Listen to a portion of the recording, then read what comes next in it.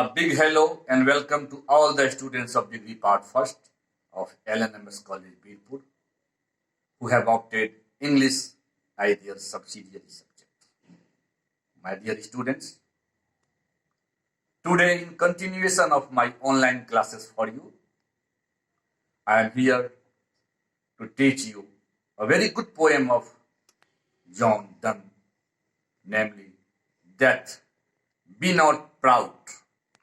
You know, it is a sonnet, and sonnet is a 14-line poem written by poets of English literature. So far as this particular poem is concerned, it is a 14-line poem or a sonnet written by English poets. You know, John Donne was one of the leading poets in the metaphysical group of poets of 17th century English literature. This poem was written between February to August 1609. But owing to some reasons, this poem couldn't be published that year. It was posthumously published. This poem presents an argument against the power of death. The poem is addressed to death, arguing that it is powerless because it acts like a short sleeve.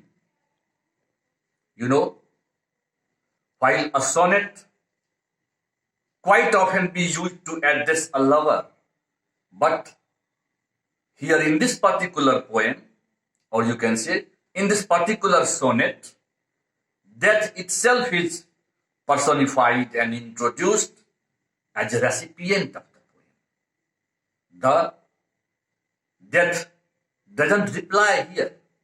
So we can say it is a monologue. And here in this poem, the poet John Donne is addressing death as a person. The speaker wants death against pride in his power. The poet criticizes death as a slave to other forces like fate, chance, kings, and of course, desperate men, desperate people, desperate persons, you can say. Death is not in control because a number of other powers exercise their violation in taking lives. Even in the rest it brings, death is inferior to drug. And finally the speaker goes on saying, or you can say, predicts the end of death itself, stating, death, you shall die. Here, the poet goes on saying, or you can say, challenges the death that you cannot kill persons, rather, you should die yourself. Now, come to the other part of the poem. The first quatrain focuses on the subject and the audience of the poem, death. You know, death here is the audience of the poem. As you know, Donne makes him a character. To whom? To death, through personification. The poet wants death to avoid pride. He concludes the introductory argument of the first quatrain by declaring the death that those it claims to kill die not. According to the poet, they don't die. Rather, they go for the rest, you can say.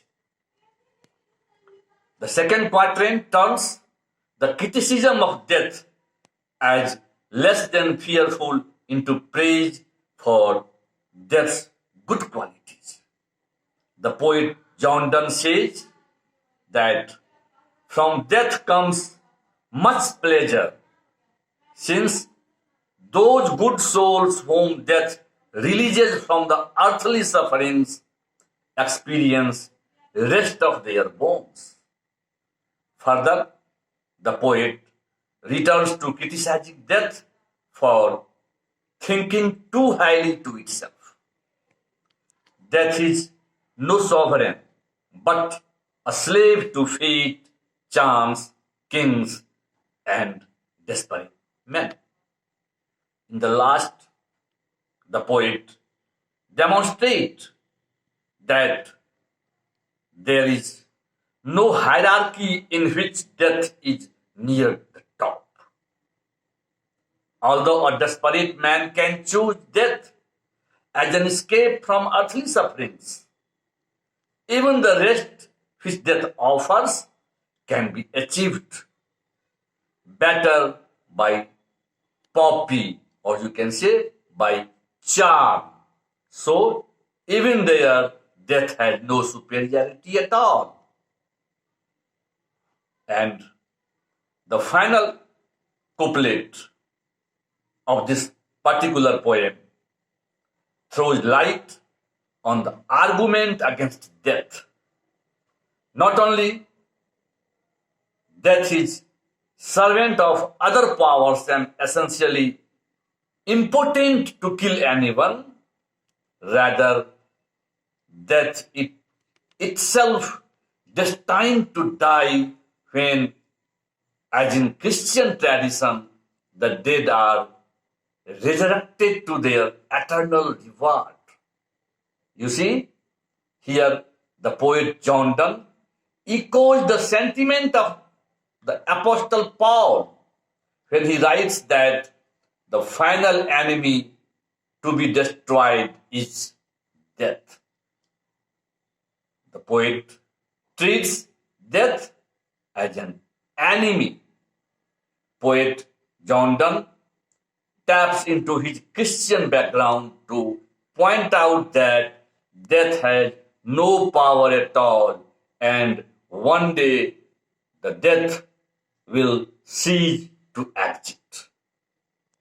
Thus, my dear students, this is, in nutshell, the theme of the poem, and you are advised, and to be more clear, I must say, you are requested kindly to read the poem thoroughly to understand its meaning and prepare your answers. If any problem is there, I am always in touch with you, and you can ring me anytime, as you always do, to clear your doubts. Last but not the least, always use your mask and sanitizer and stay fit. Don't go out unless it is too necessary. So try to be inside and to keep yourself safe. Thank you.